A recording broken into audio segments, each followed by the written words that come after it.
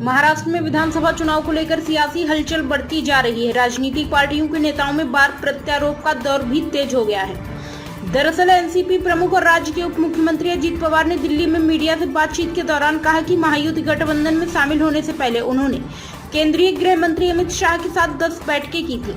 इन बैठकों में वे मास्क और टोपी पहनकर शामिल हुए।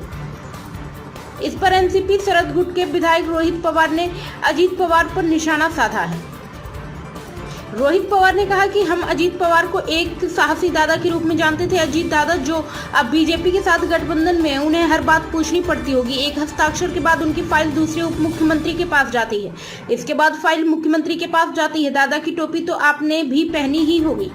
बारामती सीट पर चुनाव को लेकर भी बोले रोहित पवार। वहीं मीडिया से बातचीत के दौरान जब विधायक रोहित पवार से पूछा गया कि बारामती विधानसभा चुनाव में किस उम्मीदवार को मैदान में उतारा जाए, इस पर पवार ने कहा कि बारामती में उपयुक्त उम्मीदवार को मैदान में उतारना राजनीति का एक हिस्सा है।